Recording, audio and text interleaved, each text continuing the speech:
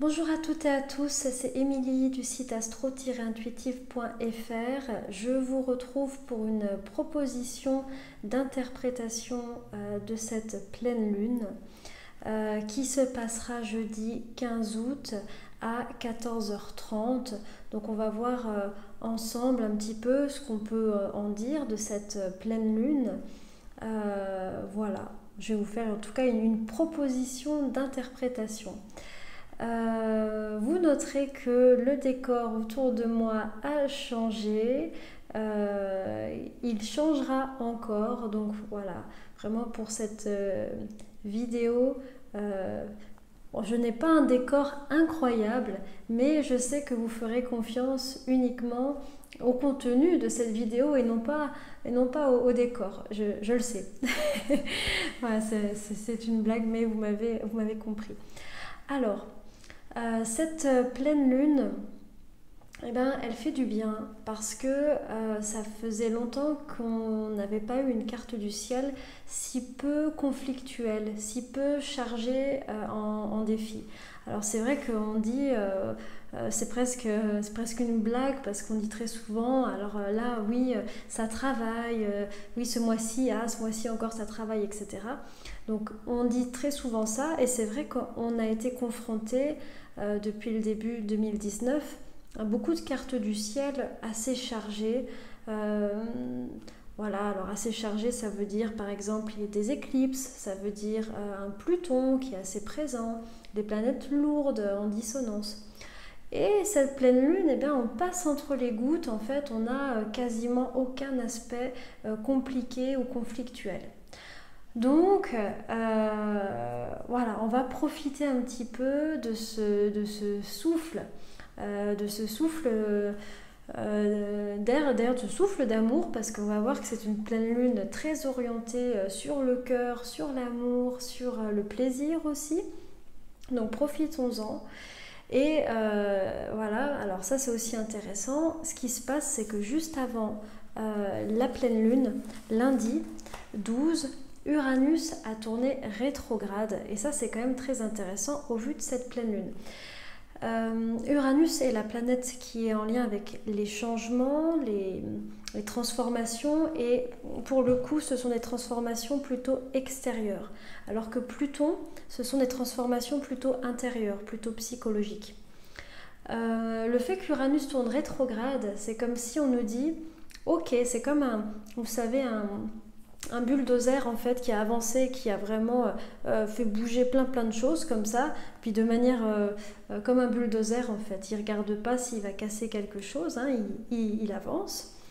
Et donc ça y est, ce bulldozer, en fait, il a quelque part, il a nettoyé ce qu'il devait nettoyer, il a fait de la place, il a cassé ce qui devait être cassé, et il a amené finalement le nouveau. Donc le nouveau est arrivé, et la rétrogradation d'Uranus est comme si finalement ce bulldozer, eh ben, il va pouvoir s'arrêter. Et puis maintenant, le travail qu'on va avoir à faire, ça va être plutôt un travail d'aménagement de ce nouvel espace qui a été déblayé, qui a été créé. Ça va être aussi un travail d'intégration de toutes ces nouveautés, de toutes ces prises de conscience aussi qu'on a pu avoir. C'est comme si voilà, on a avancé. Il y a eu beaucoup de changements, beaucoup de choses. Et là, il va nous falloir un certain temps pour l'intégrer, pour le digérer, pour utiliser aussi toutes ces nouveautés.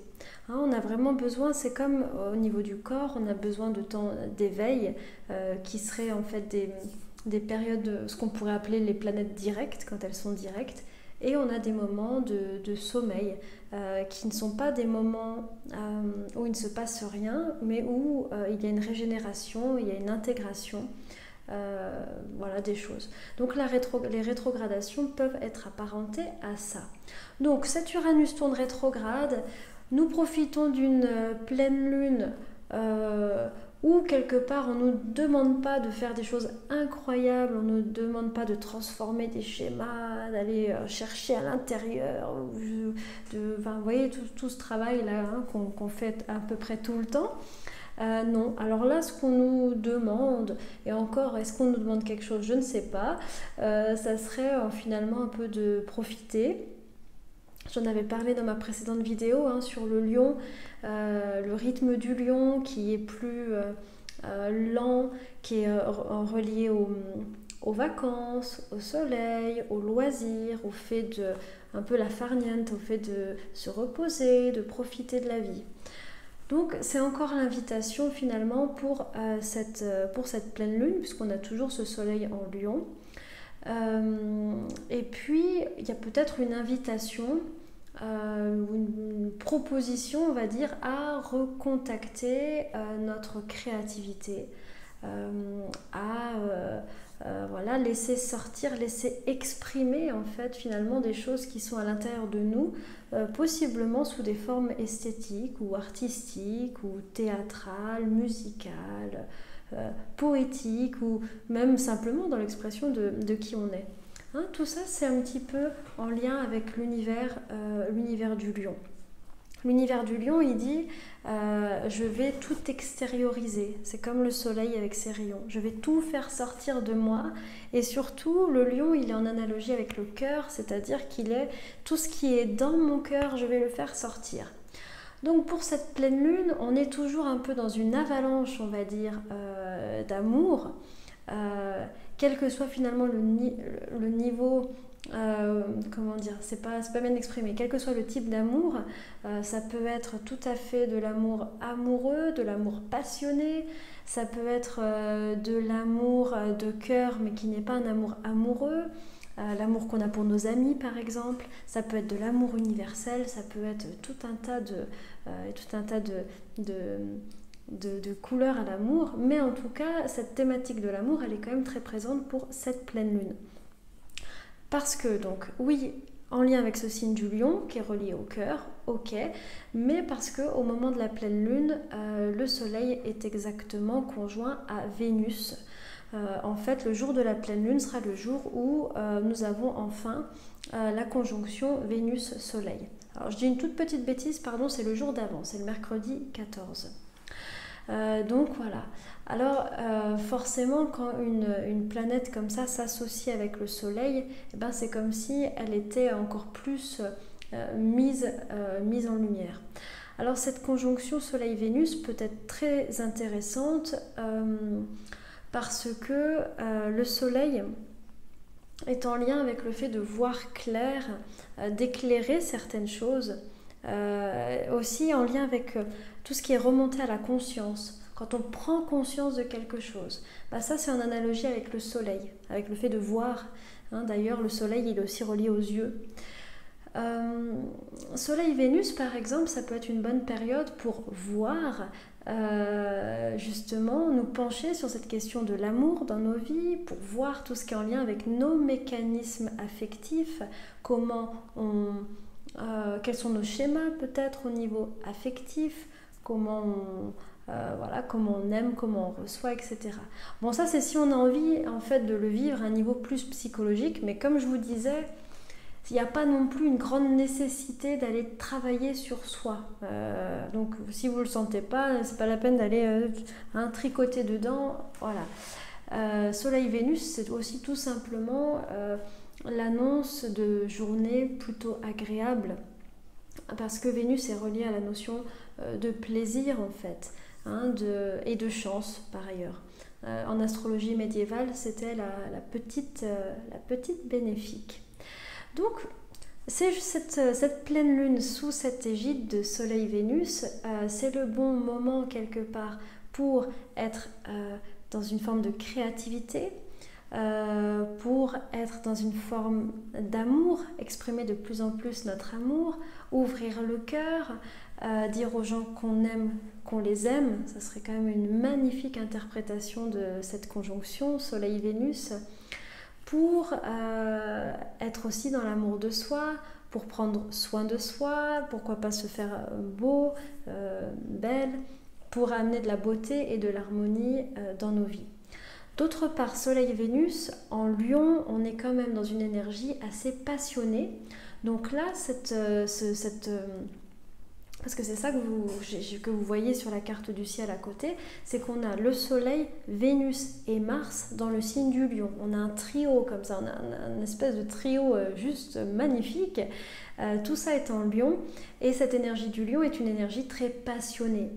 Donc c'est valable au niveau amoureux, mais c'est aussi valable au niveau de nos engagements. Et quelque part, cette pleine lune, elle nous dit, mais qu'est-ce qui te fait vibrer? Qu'est-ce qui te passionne? Qu'est-ce qui te transcende? Qu'est-ce qui te transporte? Hein, ça parle un petit peu de ça. Et ce qui est très intéressant, c'est qu'on commence à voir un peu les effets de cette conjonction Vénus-Mars. Ce duo, il est très intéressant parce que Vénus en fait dit voilà ce que j'ai envie de faire, voilà ce que j'aime, voilà ce que je veux, et Mars dit ok, alors faisons-le, alors passons à l'action, faisons-le. Donc cette conjonction Vénus-Mars est extrêmement créatrice, elle est extrêmement dynamique parce qu'il n'y a pas de dissociation entre la fonction vouloir et la fonction réalisation. Il y a une union vraiment pour le coup féminin-masculin. Souhait et réalisation, et cette pleine lune elle est là-dedans quelque part, hein. Donc elle commence en fait à mettre en lumière cette conjonction Vénus-Mars qui nous dit suis la voie de ce qui te passionne et puis passe à l'action, réalise-le.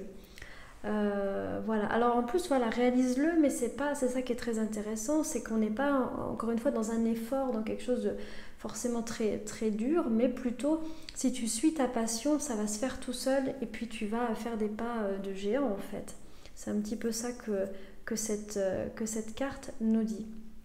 Donc voilà, on a du côté du soleil en tout cas, on a quelque chose de très flamboyant, de très passionné, de très amoureux, on va dire.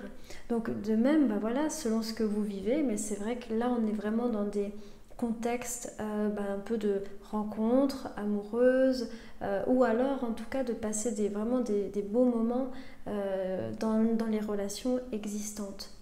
Hein, Vénus-Mars sont quand même des planètes qui parlent le langage amoureux. D'autres planètes, d'autres dieux, puisque toutes les planètes ont des noms de dieux, d'autres dieux sont moins concernés sur ces questions, mais Vénus et Mars, eh bien oui, c'est effectivement leur champ d'action. Donc voilà, nous avançons dans cette très jolie énergie. Donc voilà, vraiment une pleine lune un petit peu en forme de... pour le coup, vraiment en forme de pleine lune, en forme d'abondance, en forme de je reçois et je donne aussi énormément. Je laisse en fait l'énergie de la passion rentrer dans ma vie. Ça pourrait être ça, l'invitation pour cette conjonction, pour cette pleine lune, pardon, et aussi pour cette conjonction Vénus-Mars. Donc cette conjonction Vénus-Mars, elle sera exacte, si je ne me trompe pas, le 24 août, voilà, c'est ça. Donc de maintenant, vraiment là, cette pleine lune jusqu'au 24 août, on est complètement dans cette énergie Vénus-Mars qui va s'amplifier un petit peu tous les jours jusqu'à s'approcher du 24 août. Voilà. Donc voilà, on rentre quand même dans un climat de fin d'été qui est assez intéressant, assez pétillant, parce que pour une fois, voilà, c'est pas... ça parle pas de crise, de métamorphose, de deuil ou je sais pas quoi. Non, ça parle plutôt de passion, donc très très bien. Cette conjonction là, elle va prendre un petit peu une autre saveur justement en avançant dans les jours qui viennent là jusqu'au 24 août, parce que Vénus et Mars vont basculer dans le signe de la Vierge. Donc la conjonction ne se passera pas en Lion, elle se passera en Vierge. Et on va vraisemblablement quand même sentir je ne sais pas si on pourrait dire un ralentissement, mais quelque chose d'un peu plus pondéré justement sur ce côté très passionné qu'on a en ce moment. On aura vraisemblablement quelque chose de plus, peut-être de plus stable, mais aussi un peu plus réservé. Donc nous avons, pour retrouver les dates, dimanche 18, Mars passe en Vierge, et quant à Vénus, c'est mercredi 21 août. Donc on va voir un peu la différence. Donc le passage de Mars en Vierge, hein, on a un Mars Lion qui passe en Mars Vierge. et ben Mars Lion est très, comment dire, c'est un signe de feu le Lion, donc il est très spontané. Mars en Lion, en fait, ce qui le motive, c'est son cœur, c'est sa passion, c'est aussi ses idéaux, hein, c'est un signe très noble le Lion. Mais on a un côté, comme tous les Mars de feu, on a un côté un petit peu tout feu tout flamme. Donc dans notre manière d'agir, peut-être qu'on a un côté comme ça, très passionné, très aussi également très romantique, très presque théâtral des fois, avec le lion. Quand Mars passe en Vierge, on rentre, alors c'est très très bien, ça va nous bénir la rentrée des classes et la rentrée des bureaux. On rentre sur un Mars qui est plus prudent, mais qui a comment dire, une vision beaucoup plus précise des enjeux. Mars en Vierge, par exemple, est très doué quand il faut résoudre des problèmes minutieux, quand il faut gérer des problèmes organisationnels, quand il faut voilà, prendre soin des détails. Donc on va rentrer dans un mode d'action qui va être plus ralenti, mais également plus précis. Voilà, donc j'imagine que ça va nous aider pour cette rentrée avec ce Mars en Vierge. Et puis Vénus en Vierge, eh ben, c'est un peu la même dynamique, c'est que dans la manière d'aimer, dans l'affectif ou dans le relationnel, on est moins passionné comme une Vénus en Lion, alors parce que Vénus en Lion, elle a le cœur ouvert à 200%, elle n'a pas de peur du tout pour le coup, hein. Elle donne tout, elle ouvre tout. Vénus en Vierge est une Vénus plus modérée, plus dans la réflexion, plus dans une forme de pudeur aussi. Et puis ce qu'il faut voir, c'est que la Vierge est un signe en lien avec le travail sur soi, l'amélioration, le fait de vouloir atteindre un idéal. Et pour atteindre un idéal, il va falloir peut-être retravailler 2-3 petites choses, ajuster des choses. Donc on rentre vraiment, cette conjonction Vénus-Mars, comme vous le voyez, elle va devenir plus, comment dire, moins passionnée, plus précise dans l'objectif qu'elle cherche à atteindre, à savoir, voilà, elle veut atteindre un idéal, puisqu'elle se passe en Vierge. Il y a aussi un peu une quête de pureté. Donc la Vénus en Vierge, par exemple, au niveau relationnel, c'est vraiment les personnes, par exemple, qui ont Vénus en Vierge, et puis là c'est la proposition, c'est vraiment au niveau relationnel, c'est atteindre une forme d'étoile, quoi. Il y a vraiment un idéal de ce qu'est la relation à l'autre. Donc, nous allons finalement perdre en passion, mais gagner peut-être en idéalisme, et puis surtout comment concrètement on va agir pour atteindre cet idéal. Voilà pour cette conjonction Vénus-Mars, mais bon, j'en reparlerai, j'imagine, encore un petit peu à la prochaine nouvelle lune. Dans tout ça, j'ai pas du tout parlé de la lune, c'est pas très sérieux. Alors donc la lune, elle est en face de tout cet amas là, Soleil, Vénus, Mars, elle est donc en Verseau. Nous avons donc une lune, alors pour le coup cette lune elle est toute seule, hein, elle est juste en face de l'amas, c'est tout, il n'y a rien d'autre.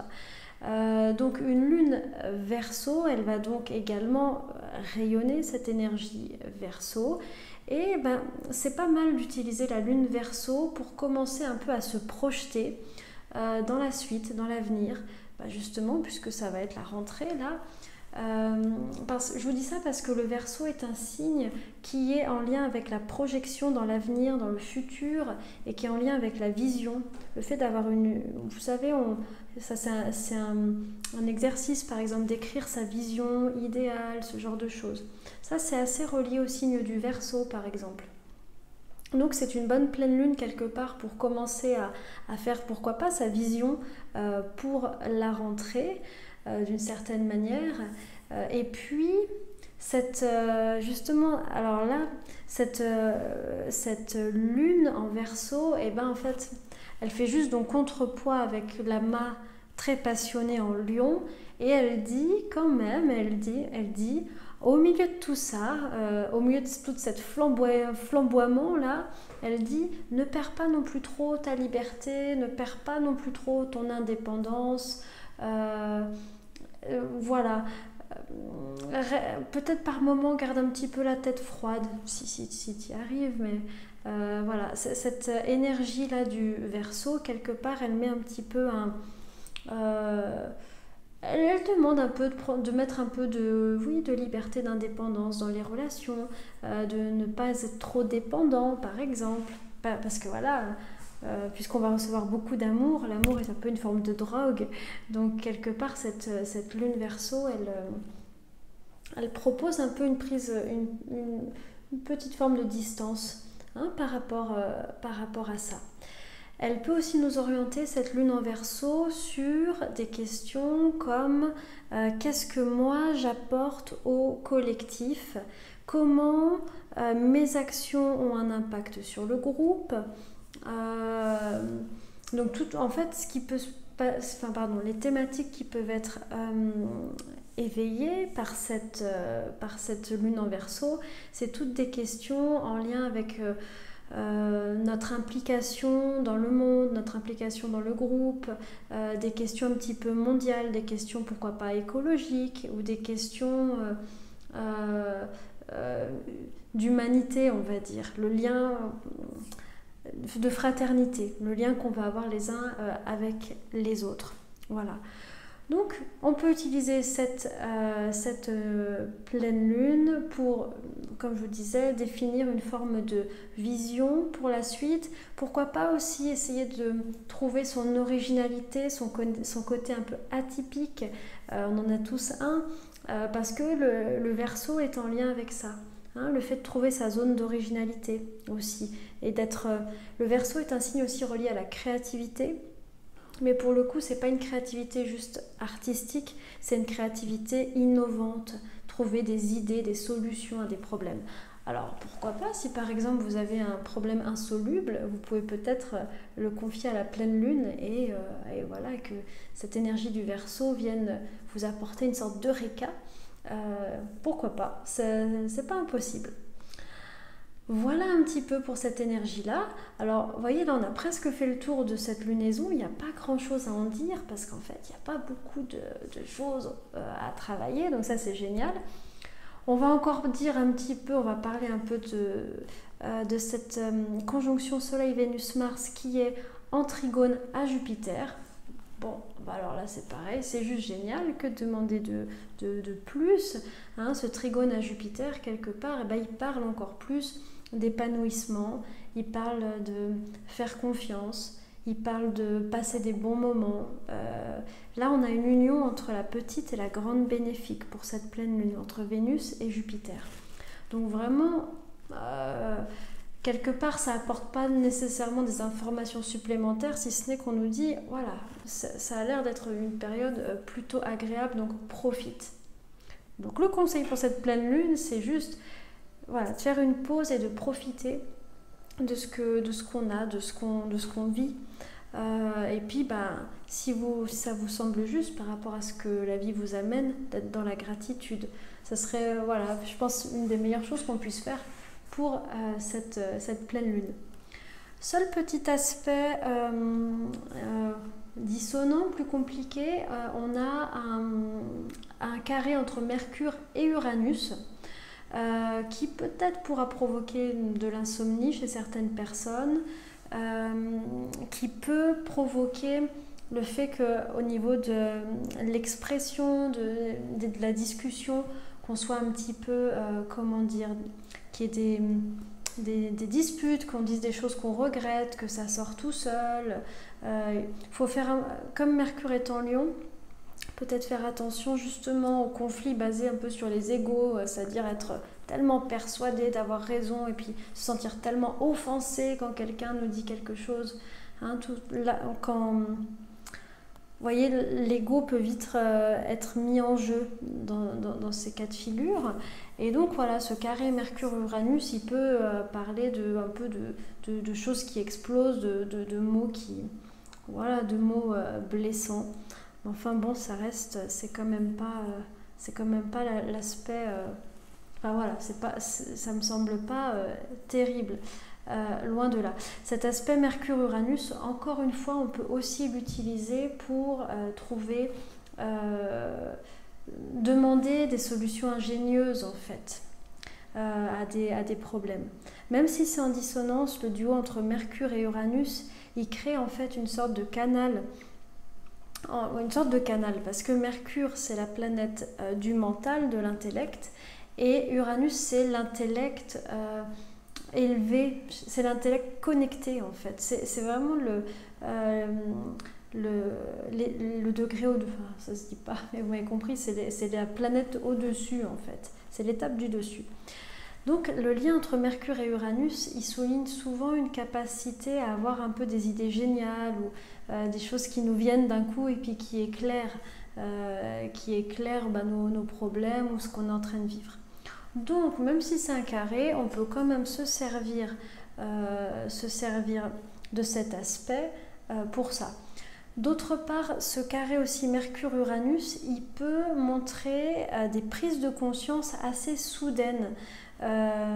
C'est-à-dire, parce que Mercure, c'est la grille de lecture du monde, c'est comment je vois les choses, ce que je pense à propos de quelque chose. Et là, avec Uranus, il y a comme quelque chose qui claque, il y a une révélation, il y a une coupure, il y a quelque chose qui m'est montré, qui m'est mis sous les yeux.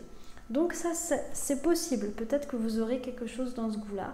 Auquel cas, alors ça, c'est juste génial. Quand on a ces sortes de... Ça peut être bousculant, mais c'est toujours très intéressant. Voilà. Et puis après, voilà, j'ai pas d'autre chose à dire sur cette pleine lune, ma foi, si ce n'est, comme je vous disais, de profiter. Voilà, donc nous aurons, comme je vous disais, la conjonction Vénus-Mars le 24 août, voilà, dans le signe de la Vierge. Et puis, voilà, on en reparlera lors de la prochaine vidéo parce qu'après, voilà, on va avoir Uranus qui va se mettre un peu dans ce jeu cosmique et nous en reparlerons la prochaine fois. Voilà, j'espère que ça vous donne quelques indications pour cette période. Encore une fois, c'est une proposition, hein, pas du tout forcément la vérité de ce qui se passe en ce moment. C'est vraiment juste ma lecture. Donc j'espère voilà, que ça vous... peut-être que ça vous parlera. Voilà, moi je vous retrouve dans 15 jours et j'en profite pour vous dire que du coup l'agenda lunaire de septembre sortira vraisemblablement autour de la nouvelle lune et comme vous avez été vraiment nombreux à m'aider, je vous en remercie encore, l'agenda sera mis en ligne directement sur mon site parce que ça sera beaucoup plus facile de faire un libre téléchargement, donc en fait pour tout le monde, que vous ayez donné ou pas donné, plutôt que d'envoyer dans les boîtes mail. Voilà. Alors moi je vous embrasse et je vous retrouve dans 15 jours. Passez une belle pleine lune et tout de bon à vous. À bientôt.